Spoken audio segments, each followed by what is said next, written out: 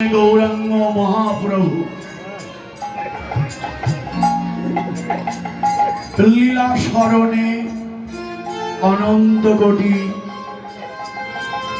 সাধক বৈষ্ণব ভক্তমণ্ডল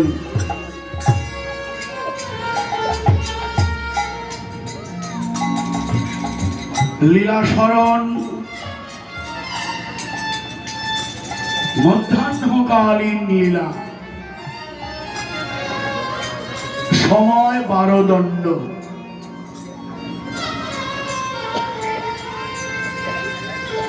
24 মিনিট 1 দণ্ড এর 12 দণ্ড বলতে আধুনিক সময় অনুযায়ী লীলা স্মরণের সময়কাল 4 ঘন্টা 48 মিনিট লীলা স্মরণের সময়কাল। দণ্ড সময় নিরূপণের একটি মাপকাঠি। দণ্ড মেপে মেপে ভজন ভজনশীল বৈষ্ণবের ভজন চারি দণ্ড শ্রুতি থাকে স্বপ্নেও রাধা কৃষ্ণ দেখে।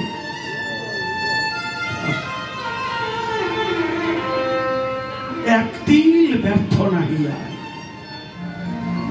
প্রতি দণ্ডে দণ্ডে স্মরণ করে জয় গৌর জয় রাধা গোবিন্দ লীলা। এটা হলো নিত্য ভজনশীল বৈষ্ণবের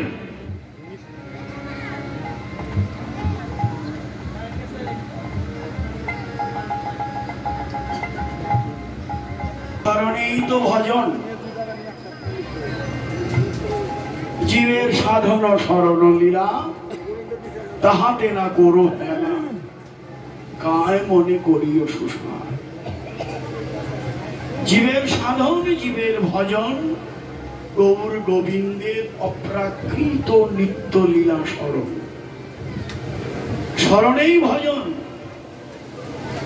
শ্রবণেই মঙ্গল শ্রবণ মঙ্গলাম শ্রীমদ ততম ভক্তি কৃন্নন্তিতে ধরিতা জনা।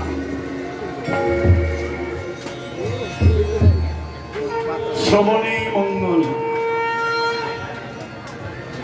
শুনলেই মঙ্গল। এটা ভাগবতে লিখলেন শ্রবণ মঙ্গলম শ্রীমদ ততম ভক্তি কৃন্নন্তিতে ধরিতা জনা। শুধু তাই নয়, ভাগবতেই লেখেননি চৈতন্য চরিতামৃতে শ্রীল কৃষ্ণদাস কবিরাজ গোস্বামী লিখলেন আজ বুঝিবে না যে হো শনিতে শনিতে সে হো অদ্ভুত চৈতন্য চরিত বুঝিবে রসের রীতি হইবে পরম প্রীতি শুনিলেই হইবে বড় হিত।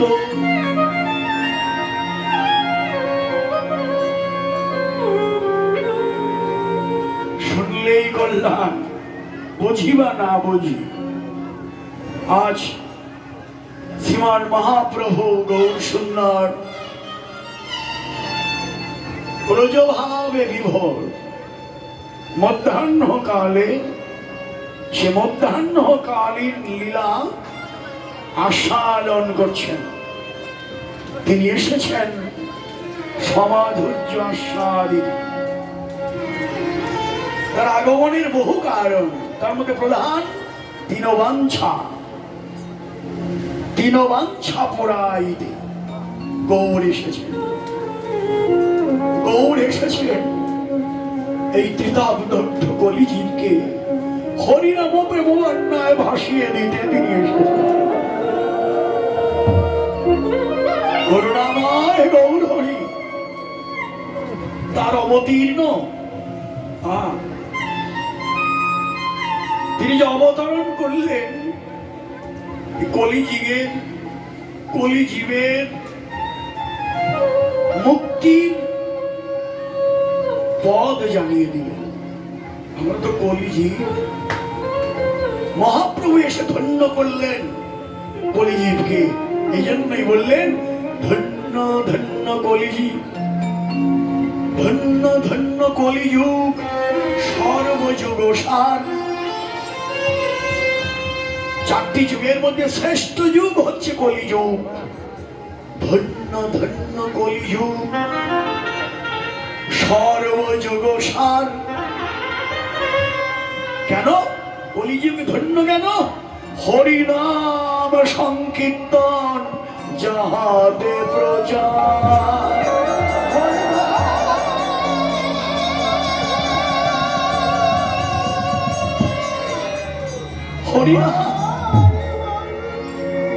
হরিনাম সংকীর্তন যাহাতে প্রচার,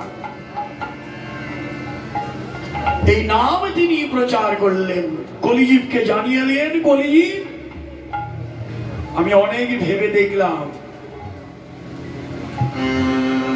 এই মুক্তির উপায় কি? কলিজীব অল্প আয়ু, মন্দ ভাগ্য, অন্নগত প্রাণ, ভোগমুখী বৃত্তি। দেখতে দেখতে সময়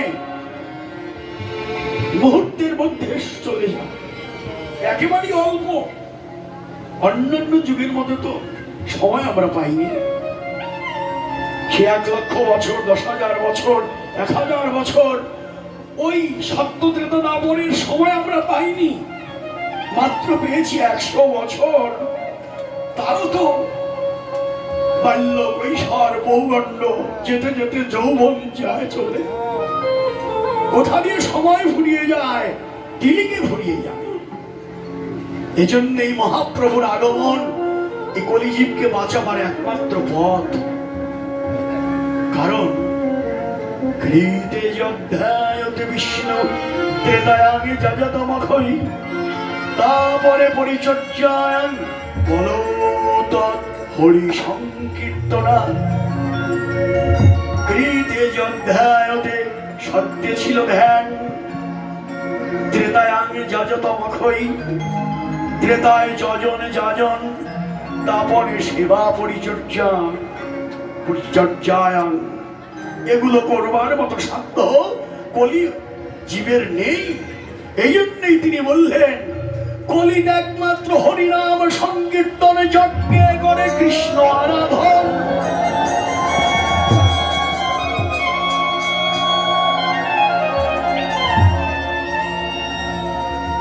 সেই তো সুমেধা পায় শ্রীকৃষ্ণের চরণ।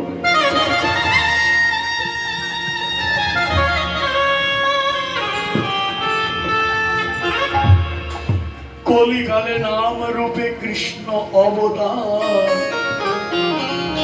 হরিনাম হইতে হইবে সর্ব জগৎ উদ্ধার। কলিজীব হরিনাম করো, হরের নাম, হরের নাম, হরের নামৈব কেবলম। বলো নস্তেব নস্তেব নস্তেব গতিরন্যথা। কলিজীবের নাম গতি নাই, গতি নাই, গতি নাই। আরে মহাপ্রভু হরিনামের মধ্য দিয়ে কলিজীবকে তিনি মুক্তির পথ জানিয়ে দিলেন। তোমরা হরিনাম করো। হরে কৃষ্ণ নাম প্রভু জগৎবন্ধু সুন্দর জানালেন, হরে কৃষ্ণ নাম মোর রসনার ধন। হরে কৃষ্ণ নাম মোর রসনার ধন। হরিনাম করো,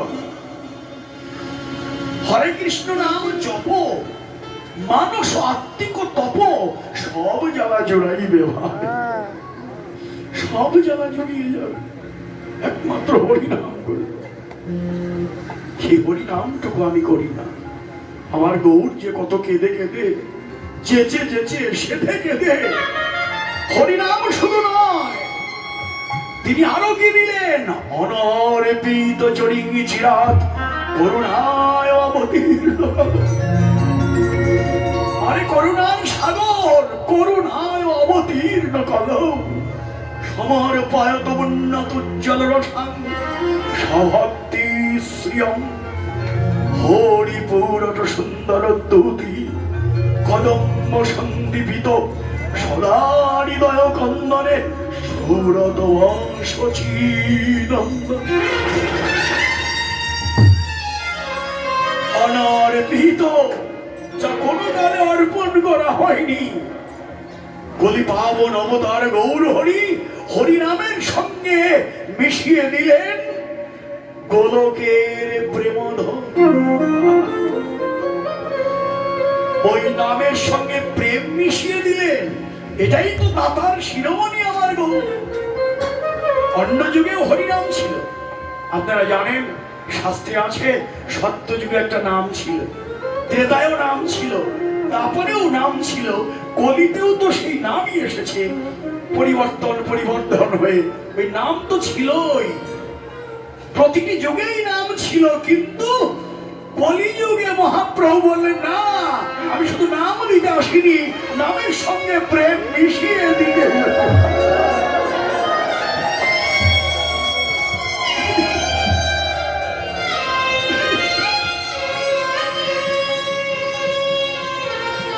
এজন্যই তো তিনি দাতার শিরোমণি, দাতা নয় দাতার শিরোমণি তিনি।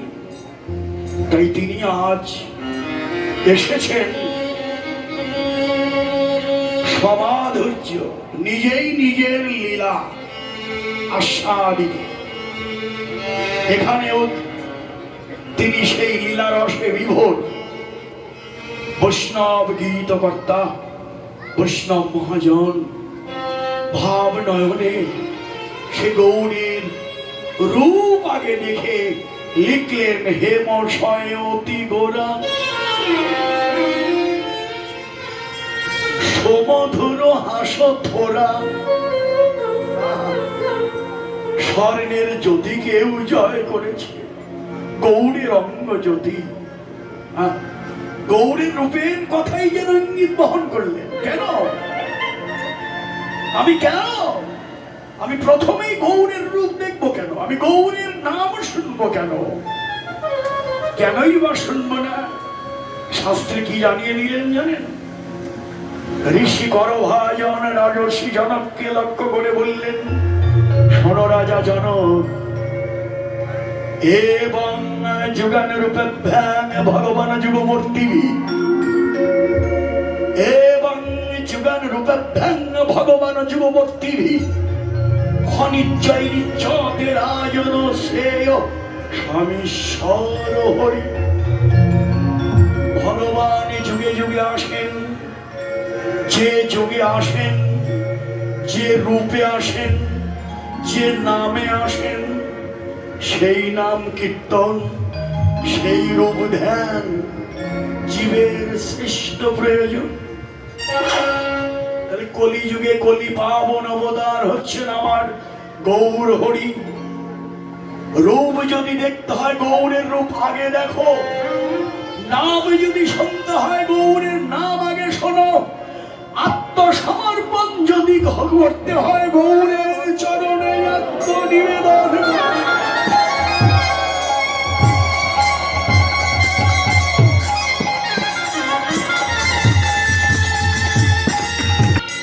তাই তো সেই গৌর রূপের ইঙ্গিত পদকর্তা দিলেন, হে মশয় অতি গোরা স্বর্ণের জ্যোতিকেও জয় করেছে, কোষিত কাঞ্চন যিনি। আমি আখরে বলেছি কোষিত কাঞ্চন যিনি গৌর রূপ লাবণী। কোষিত কাঞ্চন, কাঞ্চন মানে স্বর্ণ, যে স্বর্ণে এতটুকু খাদ নেই সে কোষিত কাঞ্চন। তার জ্যোতিকেও জয় করেছে গৌরের অঙ্গ জ্যোতি। কিন্তু গৌরের রূপ তো এ জগতের ধাতু সোনা স্বর্ণ দিয়ে তুলনা করা যায় না। গৌরের রূপ জাগতিক কোনো বস্তু দিয়েই তুলনা করা যায় না। হ্যাঁ, তার তুলনা কেউ তুলনা, তার তুলনা তারই সাজে, তুলনা নাই তার ত্রিভুবন মাঝে। তুলনা করেনি আমার পদকর্তা, গৌর রূপ সোনার রূপ নিয়ে তুলনা করেনি। কি করেছেন? গৌর রূপের পাশে একখণ্ড স্বর্ণকে উপস্থাপন করেছেন মাত্র। তার কারণ সোনার একটি বৈশিষ্ট্যের সঙ্গে গৌড়ের একটি বৈশিষ্ট্যের একটু মিল তিনি খুঁজে পেলেন। সে মিলটা কি? সোনা গলে যায়, সোনার সঙ্গে সোহাগা মিশিয়ে দাম দিলে সোনা যেমন গলে যায়, ঠিক তেমনি আমার গৌর সোনাও গলে যায়। কখন? ভক্তের ভক্তি সোহাগা মিশিয়ে অনুরাগের নাম দিয়ে।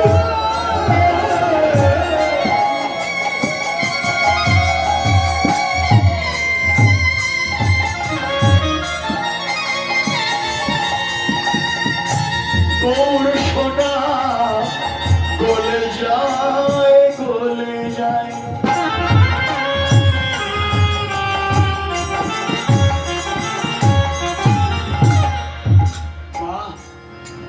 কি জানিয়ে দিলেন? ভক্তি সুভাগা মিশিয়ে দাও, অনুরাগের তাপ দাও। বাহ, এই দুটো বস্তু, একটা হলো ভক্তি আর একটা হলো অনুরাগ।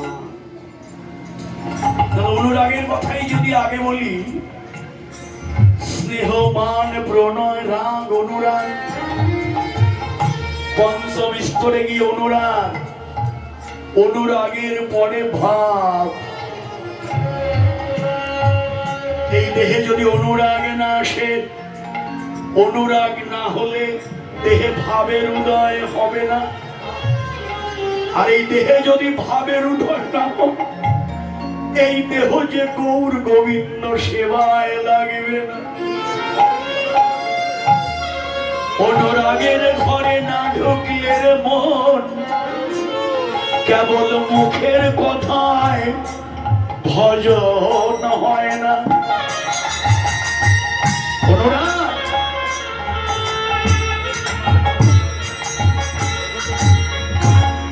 অনুরাগ কি? অনুরাগ কোনো বাধা মানে না। কি? কারো বাধা মানে না তারা। গৌর অনুরাগী যারা, কৃষ্ণ অনুরাগী যারা, অনুরাগ না থাকলে তো হবেই না। আপনার অনুরাগ নেই, আপনার লালসা নেই। অনুরাগেই তো লালসা বেড়ে যায়। এই যে আপনারা ছুটে এলেন ঘর থেকে, আপন আপন নিজ ঘর থেকে চলে এলেন, তো এই অনুরাগ আছে বলেই তো এলেন। এই জগতে অনেকই অনেক পাণ্ডিত্য, অনেক ভজন সাধন আপনারা করেন, আপনারা অনেক উন্নত স্তরেও আছেন, কিন্তু আপনি কেন এলেন এখানে? আপনি তো অনেক ভজনশীল বৈষ্ণব। তার কারণ ভজন করে উপরে উঠলেই যে গোবিন্দকে পাবো, এটা ঠিক কথা নয়। আপনি ভজনে এগিয়ে আছেন, উপরে আছেন, কিন্তু আপনার আত্মহংকার আছে, আমি কেন ওখানে যাব? আমি তো অনেক জানি, অনেক বুঝি। হ্যাঁ, আমি কেন? আমি তো নিজে নিজেই ভজনে এগিয়ে যাব না। ভজনে উন্নত হন, অনেক পাণ্ডিত্য অর্জন করুন, ভজন সাধন করে উপরে উঠুন, কিন্তু উপরে উঠে ওখানে বসে থাকলে তো হবে না। ওই আত্মহংকার অভিমান ভুলে গিয়ে সাধুগুরু বৈষ্ণবের চরণে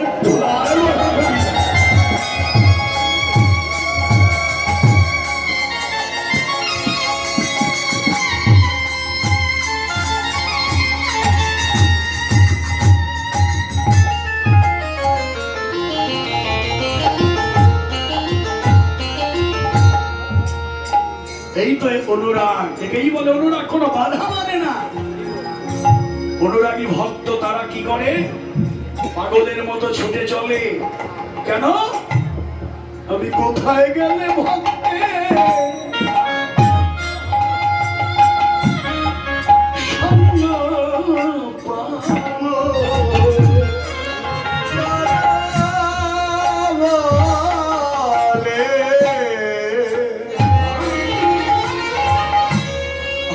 কোথায় গেলে ভক্তে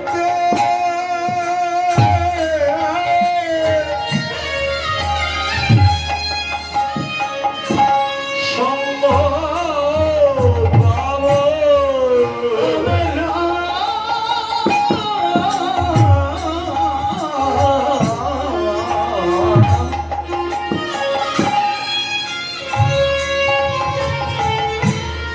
কোথায় গেলে ভক্তে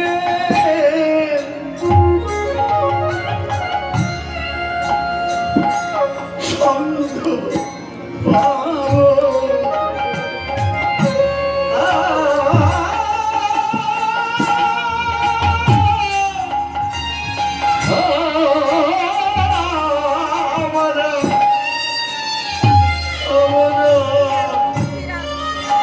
কোথায় গেলে ভক্তে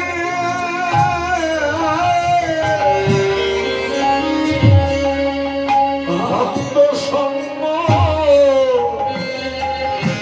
সঙ্গ পাবো? এই ভক্তের চরণ ধুলি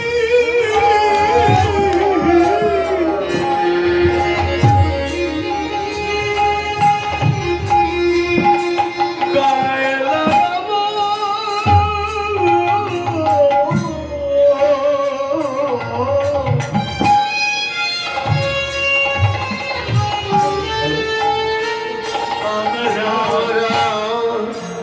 কোথায় গেলে? যেদিন কৃষ্ণ ভক্তের সঙ্গ হলো না, সেটাই ভক্তের কাছে মহাদুর্দিন। অনুরাগ, অনুরাগ আসলেই লালসা বেড়ে যায়। কতক্ষণে যাবো ভক্তের কাছে? আমি কতক্ষণে কৃষ্ণ ভক্তের সঙ্গ করব?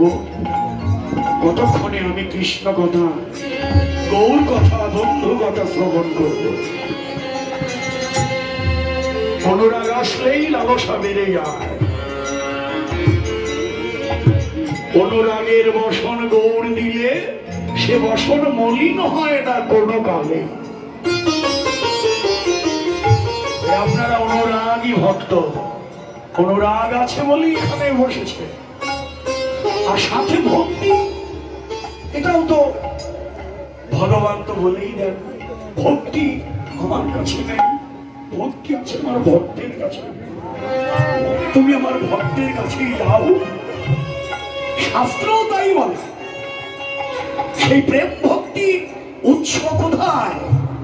শাস্ত্র কি বলে? সাধু সঙ্গ হইতে হয় শ্রবণ কীর্তন, সাধন ভক্তি হয় সর্ব অনর্থ নিবর্তন, অনর্থ নিবৃত্তি হলে ভক্তে নিষ্ঠা হয়, নিষ্ঠা হতে শ্রবণান্তে রুচি উপজয়, রুচি হতে হয় জীবের আসক্তি প্রচুর, আসক্তি হইতে জন্মে কৃষ্ণের প্রীতাঙ্কুর, সেই ভাব গাঢ় হয়ে ধরে প্রেমনা,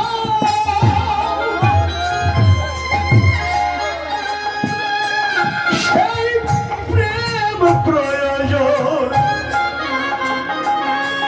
সর্বানন্দ নাম।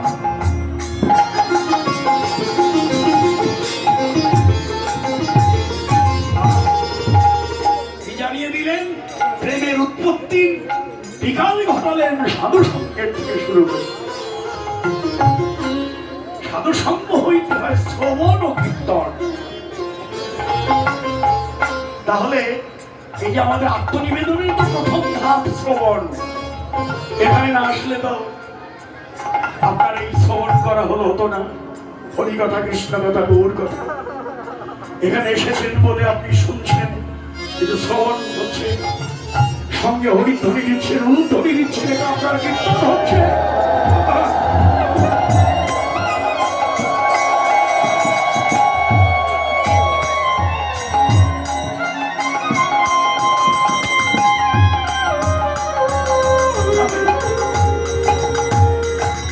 তাহলে এই সাধু সঙ্গে না আসলে এটা আমি পেতাম না। এই জন্যই সে প্রেমের উৎপত্তির প্রকাশ হচ্ছে সাধু সঙ্গ। যদি বলে নববিধা ভক্তি, সে ভক্তির প্রথমে 5টির কথা বললেন, পঞ্চঙ্গের 1 নম্বরে বললেন সাধু সঙ্গ। নাম কীর্তন, ভাগবত শ্রবণ, মথুরা মণ্ডলে বাস, শ্রদ্ধায় শ্রীমূর্তির সেবন, ভজনের এই পঞ্চঙ্গ। কৃষ্ণ প্রেম জন্মায় বাজে অল্প সঙ্গ।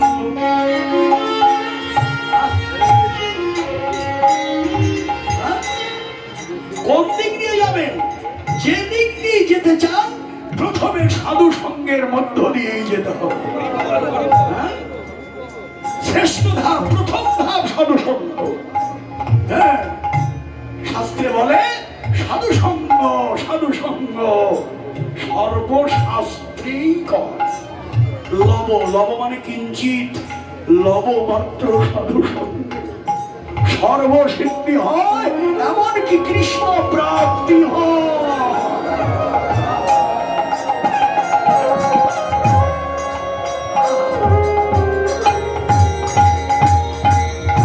তাহলে যেদিক দিয়ে যাই প্রথমেই পড়ে যায় সাধু সঙ্গ।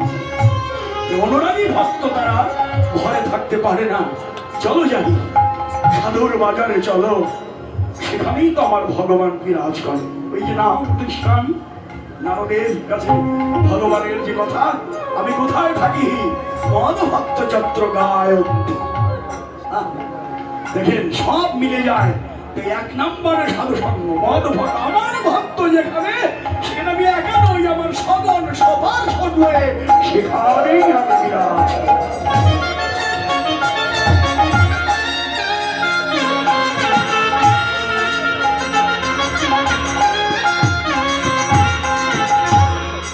সাধু সঙ্গের কথা যদি বলতে হয়, অজস্র শত শত কথা বলে শেষ করা যায় না। এই অনুরাগ আজকে বলেই আপনারা এখানে এসেছেন। অনুরাগের তাপ দাও আর ভক্তি সোহাগা মিশিয়ে দাও। গৌরের কৃপা লাভ এ জন্মেই হতে পারে। এই হচ্ছে অনুরাগ আর ভক্তির কথা, সংক্ষিপ্ত কথা। আরো অনেক বিস্তার, অনেক বিস্তার, লীলার বিস্তার কলে বড় বেড়ে যাবে। হ্যাঁ, তাই আজকে হেমশয় অতি গোরা, এতটুকু কথা বলতে গিয়ে কত ব্যাখ্যা চলে গেল। হেমশয় অতি গোরা, এরপর সুমধুর হাস থোরা, তার বদনে মধু হতে সমধুর, বদনের স্মিত হাস্য, সমধুর হাস থোরা। হাসি মাখা বদন দেখলেই যে দেখে জগজন নয়ন আনন্দ। নয়নের আনন্দ দাদা, যে দেখেছে সেই ভুলেছে। তাহলে যে দেখেছে সেই ভুলেছে, কিন্তু এই নয়নে তো দেখা যায় না। এই আবার আলোচনা চলে আসে। হ্যাঁ, আলোচনা করতে গেলে অনেক বিস্তারিত, মূল পদগুলো থেকে বঞ্চিত হতে হয়। হ্যাঁ, যে তাকে দেখবো এ নয়নে নয়, তাহলে আর একটা নয়ন আছে, আছেই তো। একে চন্দ্র দিয়ে পক্ষ, 3 নেত্র, 3টি নয়ন। হ্যাঁ, 3টি নয়ন, 2টো তো আছে, আর একটি, ওই আর একটি নয়ন কে দেবে? জয় জয় শ্রী গুরু প্রেম কল।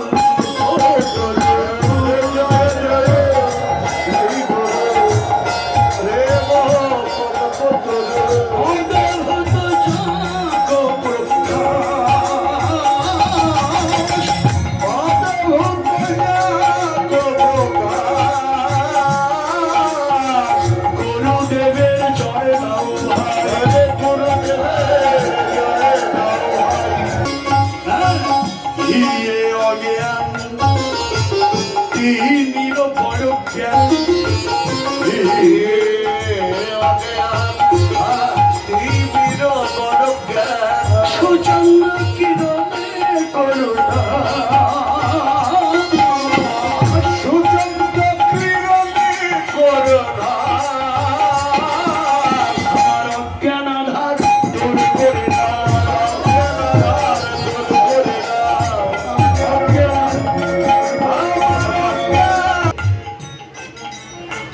চারটিখানি কথা নয়।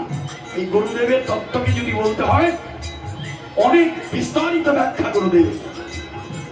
অনুগ্রহ শক্তির, শ্রীকৃষ্ণের অনুগ্রহ শক্তির বিলাস মূর্তি হচ্ছে শ্রীগুরু। আমাদের গুরুদেব একটি কথা বলতেন, গুরু গুরু সবে বলে, গুরু কি সহজে মিলে, আর গুরু গুরু সবে সবে মিলে, গুরু কি সহজে মিলে, শুকর জনি প্রাপ্ত হবি, গুরুকে মানুষ ভাবি, ও তুই শুকর জনি প্রাপ্ত হবি, গুরুকে মানুষ ভাবি, গুরু গুরু সবে বলে, গুরু কি সহজে মিলে, আর গুরু গুরু সবে বলে, গুরু কি সহজে মিলে। আরে গুরু কি এত সহজ? তুমি কি ভগবান দেখেছ? তুমি কি ভগবান দেখেছ? প্রশ্ন করছে, যাকে দেখে তাকেই বলে তুমি কি ভগবান দেখেছ? উত্তর নাই, কেউ উত্তর দেয় না। মাথাও নত করতে পারছিল না বিশ্ববরেণ্য স্বামী বিবেকানন্দ। প্রথম বিশ্ব ধর্ম সম্মেলনে যিনি গিয়েছিলেন, সনাতনের পক্ষ থেকে জয় জয়কার এনেছিলেন সনাতনের পক্ষে। এরপরে গিয়েছিলেন দ্বিতীয় বিশ্ব ধর্ম সম্মেলনে ডক্টর মহানামব্রত ব্রহ্মচারী। প্রথম যিনি গিয়েছিলেন তিনি স্বামী বিবেকানন্দ। উনি গুরু নির্বাচন করতে গিয়ে সবাইকে পেলেই বলতেন, আপনি কি ভগবান দেখেছেন? উত্তর নাই। এমনি করে ঘুরতে ঘুরতে একদিন এমন জায়গায় গিয়ে প্রশ্ন, আপনি কি ভগবান দেখেছেন? সঙ্গে সঙ্গে উত্তর, হ্যাঁ দেখেছি, তোকেও দেখাতে পারি। যখনই বলেছি দেখেছি, কি সে আর কেউ নয়, ঠাকুর রামকৃষ্ণ পরমহংস। আমি তো দেখেছি, তোকেও দেখাতে পারি। থমকে দাঁড়ালেন, প্রণাম করলেন। বেশ গুরুদেব। আচ্ছা, প্রশ্ন, প্রথম প্রশ্ন, গুরু কেন প্রয়োজন? এ প্রশ্ন অনেকেই করে। গুরু কেন প্রয়োজন? আমি তো পাণ্ডিত্য অর্জন করে দেখলাম, শাস্ত্রে সব আছে। গুরু মন্ত্রাদি, গুরু যে বীজ মন্ত্র দেবে সব লেখা আছে। আমার পাণ্ডিত্য দিয়ে আমি সব দেখেছি, সব জেনেছি, সব আমি জানি। তারপরেও গুরু কেন প্রয়োজন? উত্তর দেন, উত্তর দিতে হবে তো। রামকৃষ্ণ ঠাকুর বললেন, আচ্ছা বেশ, তোকে উত্তর দেব। দেখিয়ে দিলেন গঙ্গা নদী। নরেন, দেখতো গঙ্গা দিয়ে একটি নৌকা চলছে, ডিঙ্গি নৌকা, একজন বেয়ে যাচ্ছে। এখান থেকে কালীঘাট যেতে ওই ডিঙ্গি নৌকাটা কতক্ষণে যাবে রে নরেন? বিবেকানন্দের ছোটবেলার নাম নরেন দত্ত, পরবর্তীতে স্বামী বিবেকানন্দ হয়েছেন।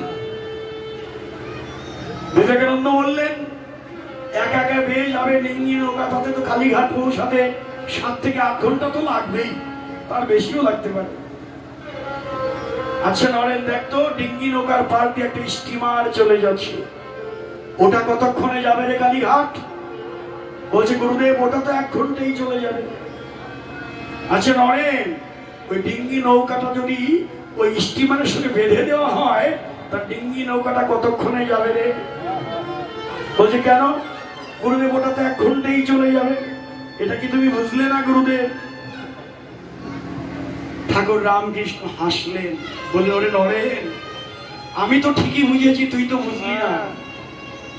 ডিঙ্গি নৌকা একা একা বেয়ে যেতে যেতে কতক্ষণে তার গন্তব্যে পৌঁছাবে ও নিজেও জানে না। যখনই ডিঙ্গি নৌকাকে তুই স্টিমারের সঙ্গে বেঁধে দিলি, ও 1 ঘন্টায় ওর গন্তব্যে চলে গেল। ওরে নরেন, তোর একার সাধনার দ্বারা কতদিনে তুই গন্তব্যে তোর গোবিন্দের শ্রীচরণ লাভ করবি তুই জানিস না, কিন্তু একজন সদ্গুরুর আশ্রয় নিয়ে যদি ভজনে এগিয়ে যাস, আধার দূর করে দেবে, নয়ন দেবে। হ্যাঁ, আমরা বলি না অজ্ঞান তিমিরান্ধস্য জ্ঞানাঞ্জন শলাকায়া চক্ষুরুন্মীলিতং যেন তস্मै শ্রীগুরুবে প্রণাম তো করি। সত্যিকারের যদি গুরুর কাছে প্রণাম করে চাই, সেই গুরু কৃপা হলে অবশ্যই সে নয়ন পাবেন। আপনারা পেয়েছেন অনেকে, যারা ওই নয়ন পায় তারাই তো এই রূপ দর্শন করে।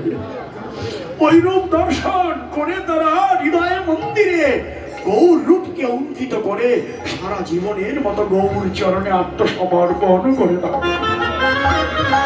গৌর হে, আমি যে তোমার হলাম গৌর, তুমি আমার বহুমাতা। এই আত্মনিবেদন তারাই করে যারা গৌরকে হৃদয়ে মন্দিরে অধিষ্ঠিত করেছে। তাই ওই রূপ আগে দেখো, দেখলেই আনন্দ। এত আনন্দ কেন? এবার পরবর্তী পদে আসুন। একটি পদকে ব্যাখ্যা করতে গিয়েই অনেক সময় চলে যায়। এবার পরবর্তী পদ, পদকর্তা বললেন এত আনন্দ কেন? পদকর্তা বললেন আনন্দ কেন, কি দিয়ে তৈরি জানো? আমার গৌরকে দেখলি আনন্দ, তার কারণ কি দিয়ে তৈরি? আগে ঘুরে এসো জমালয় থেকে, পরে আমি বলি। গেল তো গিয়ে নারদ কি দেখলো? চম্পড়িতে ঢুকে যখনই নারদ বদনে মধুর হরিনাম করলেন, চম্পড়ির যত পাপীরা ছিল তারা হরিবল হরিবল হরিবল হরিবল বলে উদ্ধার হয়ে যেতে লাগলেন। ফিরে এলেন, নারদ এসেছ, আজ আমি নামের মহিমা তোমাকে বলি। নারদ দুই নয়নের জল ছেড়ে দিয়ে বললেন, প্রভু আমি আর শুনতে চাই না, আমি নিজ নয়নে দেখে এসেছি তোমার নামের কত মহিমা। কোন মহাপাপীর কানে যদি ওই নাম একবার যায়, সেই পাপীর পাপ ক্ষমা হয়ে সে উদ্ধার হয়ে যায়।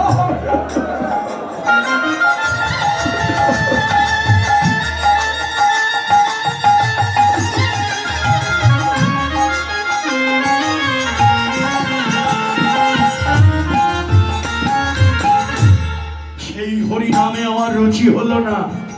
আমার মহাপ্রভু বললেন তোমার বাসাটা ভালো করে দেব। বাসা ভালো হয়ে যাবে, তুমি অনন্তর হরিনাম করো, কৃষ্ণ নাম করো, তোমার বাসা ভালো হয়ে যাবে। এই জন্যই তিনি আমাদের কুরতিকে নাশ করতে এবার মূরতি ধরলেন। শুধু মূরতি ধরেননি, গৌরেবার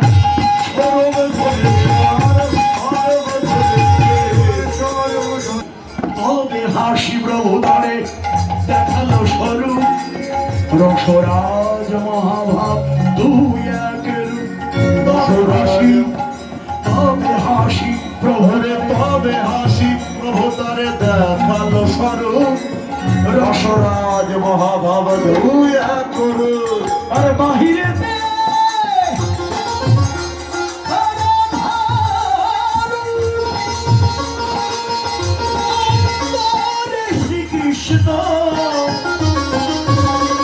এই যে গদা ধরে প্রাণ গোনা ব্রজ রস কৃষ্ণ, ওরে বাহিরে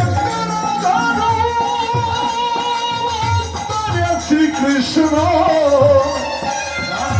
এই যে গদা ধরে প্রাণ গোনা ব্রজ রস কৃষ্ণ।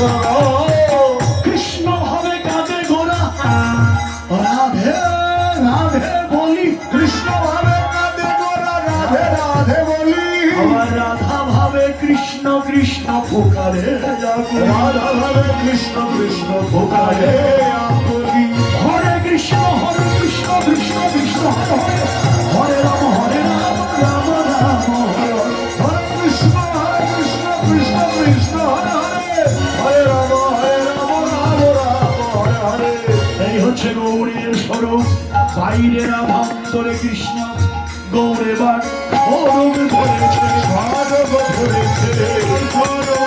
নম্রতজি বললেন, বইয়ের প্রথমেই লিখলেন মুখবন্ধে দাস মহানাম্রত। তার নামের আগে আমরা ভক্তরা তাকে ডক্টরেট বলি, পিএইচডি ডিগ্রিধারী বলি। তিনি কখনো নিজের পরিচয় দেননি, বিশেষণে তিনি ডক্টর কোনোদিন জীবনে লেখেননি। তিনি লিখেছেন দাস মহানামব্রত, দাস মহানামব্রত। বাহ, এটাই তো আসল পরিচয় জানিয়ে দিলে। হ্যাঁ, গুরুদেব শুধু নয়, ওই যে প্রেম ভক্তির মহাজন গৌর, যার প্রাণধন ঠাকুর নরোত্তম মহাশয়, তিনি তার লেখনীতে তার পরিচয় জানিয়ে দিলেন। কি বললেন? শ্রীকৃষ্ণ চৈতন্য প্রভু দাসের অনুদাস, সেবায় অভিলাষ মাগে দীন নরোত্তম দাস। শ্রীকৃষ্ণ চৈতন্য প্রভু দাসের অনুদাস, সেবায় অভিলাষ মাগে নরোত্তম দাস। জানিয়ে দিলেন কার দাস? দাসের অনুদাস। চৈতন্য মহাপ্রভুর যারা দাস, আমি তার দাস। এটাই হলো পরিচয়। এই পরিচয় ছাড়া আর আমাদেরও কোনো পরিচয় নেই। আমাদের আসল পরিচয় এটাই। সে পরিচয় হতে আমি বিচ্যুত হলেই আমার স্বরূপভ্রষ্ট আমি হয়ে যাই। তাই মহাপ্রভু এসে আমার পরিচয় জানিয়ে দিলেন, স্বরূপ জানিয়ে দিলেন। কোথায় এলেন তিনি? এই যে নবদ্বীপ। আজও কি এ নবদ্বীপ চন্দ, আজও কি এ নবদ্বীপ চন্দ, আজও কি আজও কি আজও কি নবদ্বীপ চন্দ। উদয় লীলা স্বর আস্বাদন করছেন, তখন গৌরের দেহে কম্প পুলক ঘাম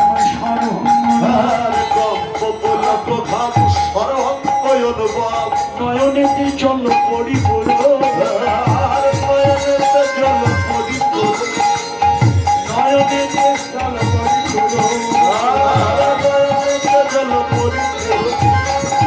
এই যে ফুটিয়ায় উঠল রে, ফুটিয়ায় উঠল রে, কাঁচা সোনার গৌর গাছে ফুটিয়ায় উঠল রে, কাঁচা সোনার গৌর গাছে ফুটিয়ায় উঠল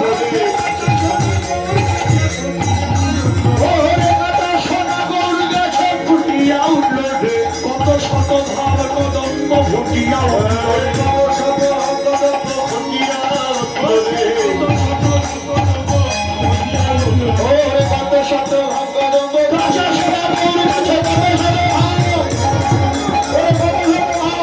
লীলা আস্বাদন করতে করতে আমার গৌরের সর্বাঙ্গে সাত্বিক ভাব ফুটে উঠেছে।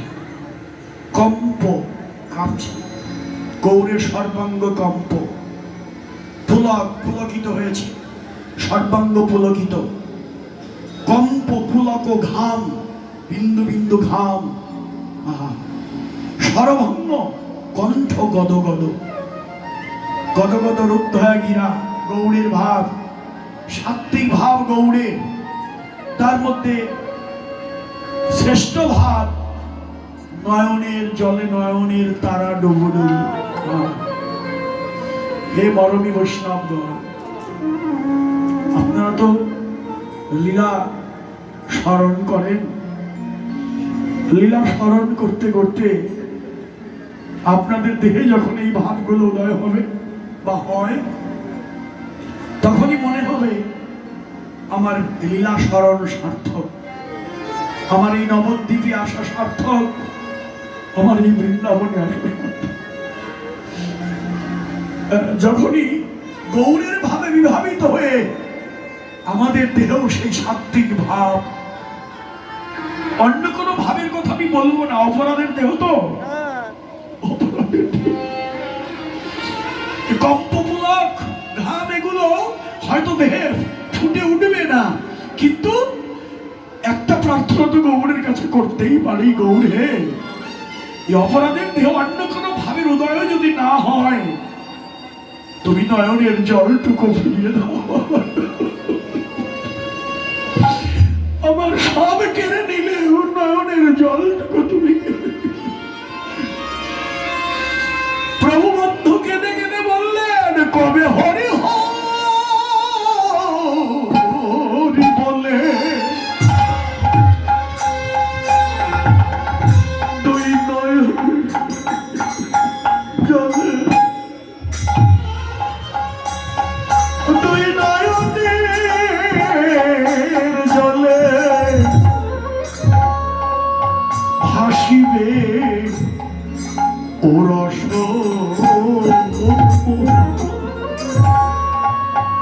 কবে